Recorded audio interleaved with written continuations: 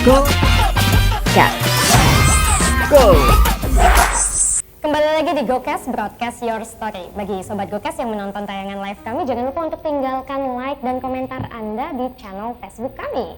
Dan tentu saja di segmen kedua kali ini kita tidak hanya akan membahas soal tren pariwisata Kota Batam di era new normal dari sudut pandang penanganannya dan upaya-upaya pemerintah. Kali ini saya ditemani oleh satu pembicara lainnya. Nah, saya sudah ditemani oleh Pak Syafruddin Rais yang biasa dikenal Pak Yos. Betul ya Pak ya? Agak jauh tapi Pak Yos memang lebih muda namanya atau bagaimana nih Pak? Kok dipanggil Pak Yos? Oh, memang dari nama kecil begitu, dari Nama keluarga. kecil ya Pak Betul. ya. Nah, Pak Yos ini menjabat sebagai Wakil Direktur 2 Bidang SDM Umum dan Keuangan di Batam Tourism Polytechnic, Iya. betul ya Pak ya? Atau disingkat BTP. Pak, di segmen kali ini, jadi kalau tadi kita bicara soal bagaimana kondisi pariwisata di Batam setelah wabah pandemi, kita ingin bahas tentang siapkah SDM pariwisata, pelaku pariwisata di Kota Batam menghadapi wabah ini dan kedepannya seperti apa. Makanya kita undang Pak Yos, kita ingin tahu nih Pak, dari BTP sendiri sudah sejauh mana mempersiapkan mahasiswa-mahasiswanya untuk nanti bisa bekerja dalam era new normal. Oke. Gimana Pak, sudah ada persiapan-persiapan atau mitigasinya? Baik, sebelumnya mungkin saya perkenalkan dulu Batam Tourism Polytechnic itu untuk saat ini sudah ada 4 program studi. Kita ada program studi Room Division, program studi Culinary, program studi Food and Beverage Management, semuanya itu D4. Dan alhamdulillah untuk tahun ini kita sudah ada surat keputusan dari Dikti untuk S2 terapan pariwisata, perencanaan dan pengembangan pariwisata. Itu adalah S2 terapan yang ketiga di Indonesia. Yang pertama ada di STP Bali, kemudian di Politeknik Pariwisata Medan, kemudian kita Politeknik Pariwisata Batam atau Batam Tourism Polytechnic. Menjawab pertanyaan dari narasumber dari interview, bahwa kami sudah menyiapkan langkah-langkah untuk menghadapi new normal ini, Pak. Kita membuat panduan akademik yang menyesuaikan dengan new normal. Kita berinovasi dan kurikulum pun kita review. Kita melakukan kurikulum dalam bentuk blended learning. Artinya blended learning ini online learning dan tatap muka, tapi tetap memperhitungkan protokol COVID. Dari awal kita sudah menyiapkan satgas satuan tugas untuk melaksanakan faktor keamanan di kampus. Mulai dari pintu masuk, mahasiswa itu sudah disiapkan untuk cek suhu badan, kemudian kita menempatkan hand sanitizer dan juga ada untuk cuci tangan. Di setiap kelas itu kita siapkan hand sanitizer dengan dispensernya. Di setiap lab itu kita sudah siapkan juga hand sanitizer dan alat-alat lainnya gitu. Dan setiap prodi kita sudah siapkan video SOP bagaimana memasuki ruangan untuk di Prodi Food and Beverage Management. Itu sudah ada SOP-nya. Itu sudah kita distribusikan di grup masing-masing prodi. Bagaimana memasuki ruangan di Prodi Culinary, kita disiapkan. Bagaimana memasuki Prodi Room Division Management, kita Artinya disiapkan. perkuliahan tetap berjalan secara normal? Oh, blended Ya berarti ya? Kalau praktikum tentu kita akan susah untuk melakukan online. Nah, kalau di vokasi, pendidikan vokasi kan memang lebih banyak praktikum. Harus lebih banyak, Ya. betul. Memang kita sudah siapkan video-video untuk praktikum, tapi kita tidak bisa pungkiri gitu. Praktikum itu harus tetap kita laksanakan dalam arti kita tetap memegang teguh terhadap protokol kesehatan. Rasionya disesuaikan dengan standar yang sudah disiapkan oleh pemerintah. Kita punya restoran yang dulu kapasitasnya itu untuk 50 seating capacity, Pak. Untuk praktek ini kita siapkan 20 seating capacity. Nah, di restoran ini kita juga sudah siapkan di round table itu kita harus siapkan akrilik pembatas. Jadi ketika makanan di serve sama waitress itu tidak akan ada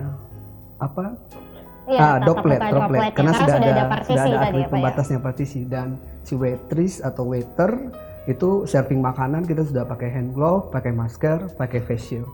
Artinya mereka sudah dibiasakan untuk bagaimana nanti kita menjalani kehidupan termasuk pariwisata sudah dilatih. Pak, bicara soal tadi di BTP lebih banyak praktek dan mungkin semua politeknik juga bilang kalau vokasi lebih banyak praktek.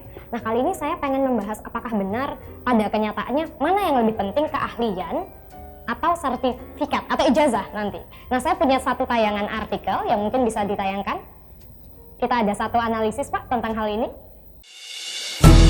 Sumber daya manusia merupakan sebuah modal dalam pembangunan. Apapun sektor pembangunannya, maka sumber daya manusia yang handal, ahli, dan terampil tentu akan menjadi nilai tersendiri dalam melaksanakan pembangunan. Begitu pula dengan sektor pariwisata. Mengembangkan potensi wisata tak hanya berbekal dari kekayaan alam dan kondisi geografis yang baik, namun juga wajib didukung dengan sumber daya manusia yang terdidik, terampil, terlatih, serta ahli dalam bidang pariwisata.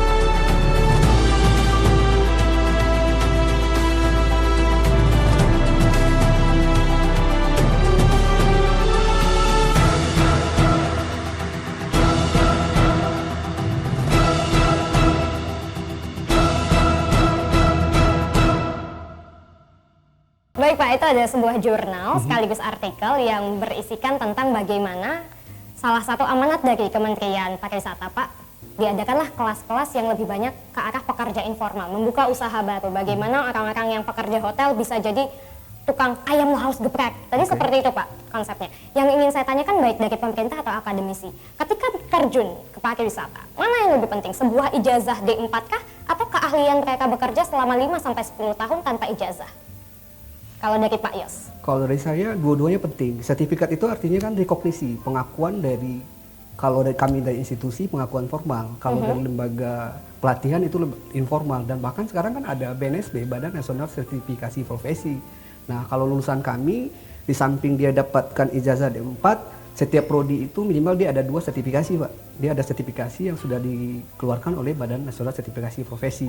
Dan untuk menjawab pertanyaan Ibu tadi, pekerja atau businessman. Kalau memang kami siapkan 2 senjata itu. Dia bisa jadi pekerja dan dia juga bisa jadi entrepreneurship. Karena di kami ada 2 mata kuliah entrepreneurship di setiap prodi. Dan di semester 7 di setiap prodi itu mereka ada namanya mata kuliah aplikasi manajemen. Itu dia 6 SKS. Dia aplikasi manajemen ini dia akan membuat sebuah produk yang dihasilkan yang itu dijual. Dan dari anak-anak kita yang semester 4 dan 5 itu sekarang dia udah jadi entrepreneurship sendiri. Dia udah punya bisnis donat online. Saya nggak boleh sebut nama ya. Ada beberapa yang sudah dikenal juga. Ada yang sudah punya kafe, ada yang sudah punya coffee shop, ada yang sudah punya restoran. Banyak ya, berarti dari lulusan-lulusan BTP. Iya. Kalau Pak Ardi sendiri berpendapat Pak, mana yang lebih penting? Maksud saya, apakah pada kenyataannya di lapangan Bapak selaku Kadispar menemukan pelaku-pelaku pariwisata ini lebih banyak mereka yang punya keahlian otodidak atau memang harus nunggu punya ijazah dulu? Mungkin sama saja ya dengan Pak, bahwa ada pendidikan formal, ada pendidikan informal. Betul. Jadi dua-duanya ini karena ini bisnis, mungkin bisnis hospitality dan sebagainya, service yang paling penting. Jadi saya sangat yakin bahwa stakeholder ataupun owner ataupun siapalah pengembang kayak apa, mereka tidak akan mengorbankan usaha mereka dengan mempekerjakan pekerja-pekerja yang tidak low skill yang tidak profesional begitu ya. Nah, mungkin itu hal yang sangat umum. Berarti apabila dia ingin sukses, pasti dari mulai sektor hulu sampai hilir itu semua diharapkan profesional, ya. Mulai dari mungkin propertinya ya Pak, pekerjanya, termasuk mungkin pendanaan ya dan sebagainya, itu pasti mereka itu. Dan di Batam itu sudah merupakan hal yang sangat penting. Jadi servis itu, pekerja-pekerjanya itu pasti mereka sudah siap, baik learning by doing atau juga memang di training khusus. Nah, seperti itu. Nah, yang menarik, betul kata Pak tadi, bahwa kita lembaga sertifikasi. Nah, jadi lembaga sertifikasi itu kita sudah ada juga di Batam. Ada beberapa stakeholder kita mensyaratkan itu, seperti mau memperpanjang kartu identitas mereka harus lulus sertifikasi dulu, begitu ada bermacam-macam. Ya, intinya pasti tidak ada yang benar ya, usahawan atau stakeholder atau yang benar itu pasti mereka tidak akan mengorbankan cuma dapat ijazah, tapi karena ijazah itu kan sesuatu yang bersifat formal, bersifat administratif. tapi nanti bagaimana mereka bekerja ya, jadi bagaimana mereka melaksanakan servisnya, pasti itu yang menjadi nilai yang menjadi utamanya nilai juga ya, daya saingnya. hampir dapat dipastikan, apalagi mungkin lulusan BTB apabila udah ada ijazah itu hampir dapat dipastikan mereka akan bisa bekerja dengan baik ya Pak ya, tapi di upgrade gitu kan, di upgrade mungkin ada yang lebih baik lagi. Saya pun tidak terlalu ada beberapa macam chef itu kan, ada chef 1, chef 2 sampai sertifikasi, ada eksekutif chef gitu, pasti mereka terus mau meningkat. Nah itu dilakukan dengan sertifikasi ya, baik itu sertifikasi profesi sendiri ataupun sertifikasi yang bersifat umum. Nah, bicara soal tadi Pak, ijazah penting nih bicara. Tapi kebanyakan kasus yang kita temukan di dunia pariwisata, terutama bisnis, memang menerima ijazah tapi ada persyaratan pengalaman kerja 5 tahun, pengalaman kerja 10 tahun dan lain sebagainya. Bagaimana lantas BTP meng-create fresh graduate-nya tetap punya tempat nih di dunia pariwisata Kota Batam? Baik, memang kita merancang kurikulum itu yang sesuai dengan dunia industri. Kita boleh bilang bahwa lulusan BTP itu adalah sarjana terapan plus plus. Plus plus itu artinya sarjana terapan yang sudah punya pengalaman kerja. Apa itu pengalaman kerja yang didapat di BTP? Mereka punya pengalaman kerja selama 1 tahun di industri, Pak. Di OJT, on the job training itu kita dua kali ya, 1 kali di semester 4 dan 1 kali di semester akhir.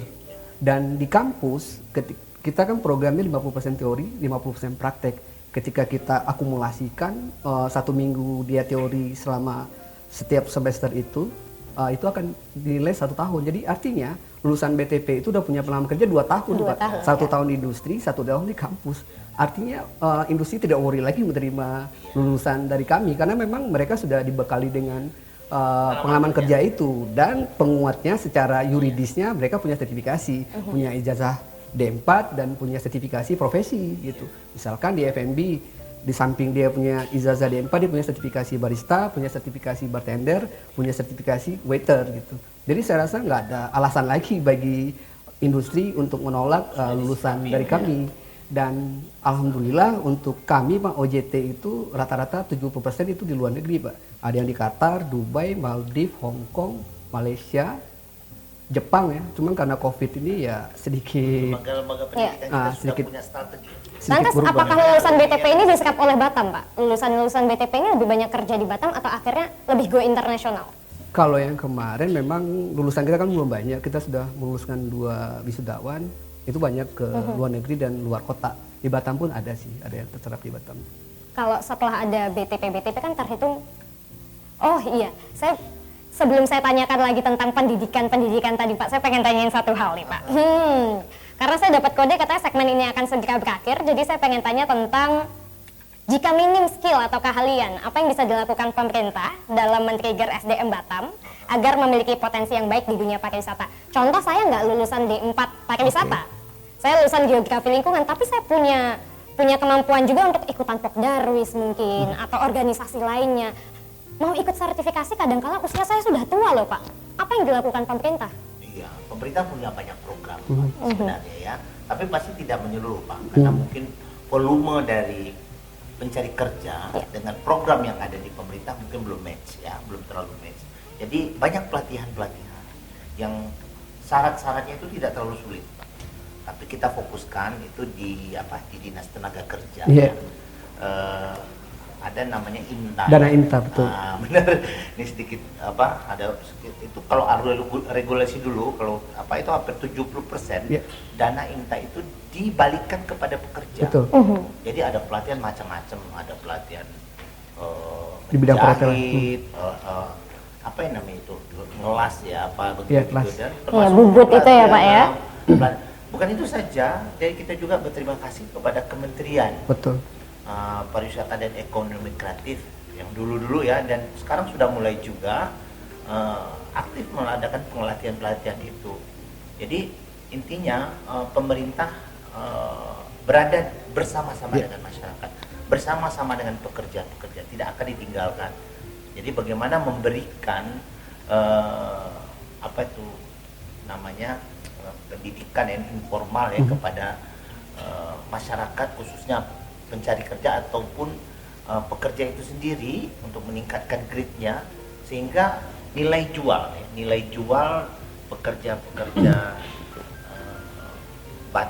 Batam atau Indonesia atau Kepri lah ya, pastinya akan lebih baik lagi seperti itu. Mungkin saya tambahkan Iya. yang bidang ini, kami BTP 2017 merupakan partnership dari Disnaker tentang dana INTA itu kita mensertifikasi 536 calon pekerja di 536 ya, Batam. Pak, ya? Itu sertifikasi ya, dan untuk pelatihannya kita melakukan pelatihan barista, pelatihan F&B, pelatihan di food product juga. Jadi Luar memang- biasa, berarti memang sudah ada kerjasamanya antara Pemerintah sudah pendidikan siap. dan Strategi pemerintah. namanya. Iya. Di era pandemi ini Pak, sudah berapa banyak pelatihan dilakukan oleh Dispar mungkin atau BTP untuk mensupport Jadi masyarakat? Kalau kita era pandemi ini mungkin dunia lagi ya, Iya. ada namanya reko pusing. Jadi reko pusing. Kalau istilah lucu-lucunya reko pusing artinya anggaran-anggaran kita ini hampir seluruh dunia ya. Mungkin kita Indonesia saja ya, untuk Kepri atau Batam, kita di era pandemi ini kita mengarahkan kepada penanganan dulu. Jadi bagaimana penanganan yang saya sebut tadi, kalau dulu mungkin jadi pelatihan jadinya sembako gitu. Yang awalnya sembakonya itu ada subsidi, sekarang free begitu. Jadi lebih kepada penanganan COVID, pembelian mungkin alat-alat rapid, kemudian APD ya, APD dan sebagainya. Kita fokuskan ke sana, ya kita fokus ke sana. Sembari insya Allah dengan kemarin dibuka Batam, khususnya Batam, tanggal 15 kalau dibuka, itu PD kita sudah mulai agak naik Pak. Oke. Hampir 20-30%. Nah intinya nanti apa yang disampaikan Asti tadi bahwa sejauh mana yang namanya tadi itu pelatihan dan sebagainya, Iya Pak. kembali bisa kita gelar. Kita optimis untuk itu ya. Dengan satu syarat bahwa masyarakat kita menghimbau nih dalam forum ini juga saya himbau. Betul, Jadi betul. pemerintah berjibaku begini Iya. membuat regulasi, masyarakat peran serta masyarakat paling penting. Gak mungkin kita mengawasi seluruh penduduk kita yang hampir 1,4 juta ini dengan tenaga pengawas Terbatas ya, Pak, ya? Intinya 3 saja, pakai masker, Physical kemudian jaga distancing. jarak, kalau nggak penting-penting jangan keluar rumah dulu. Kemudian jangan lupa kebersihan, cuci tangan, hand sanitizer. Jadi intinya kita tetap berhati-hati. Nah, seperti itu. Kalau ini bisa kita lakukan bersama-sama, menjaga diri, saya yakin. Apalagi kita lihat ini kan berita kan belum bagus ini. Iya. Jadi ya, Grafiknya sudah ke ada arah yang positif. ada yang bilang vaksinnya sudah mulai Tengah dirumuskan, ya ada diuji berita coba. gembira kita ya, kita gembira sebagai bangsa Indonesia, katanya obatnya sudah juga ditemukan. Mudah-mudahan dapat kita yang menemukan obatnya, Pak, kita Amin. doain ya. Iya. Bangga kita sebagai bangsa Indonesia seperti ini hari kemerdekaan ya. Hadiah kali ya. Berita baik untuk kita ya Pak ya. Baik, nah, seperti itu Asti. Baik, berarti kalau tadi kita bicara soal bagaimana peran dunia pendidikan, pemerintah juga mempersiapkan masyarakat Indonesia, khususnya Kota Batam, pelaku pariwisata untuk tetap berjuang di era pandemi, nanti kita tanyakan langsung Pak, dengan pelaku usahanya. Baik. Nah setelah yang satu ini, jangan kemana-mana, tetap di GoCast, Broadcast Your Story.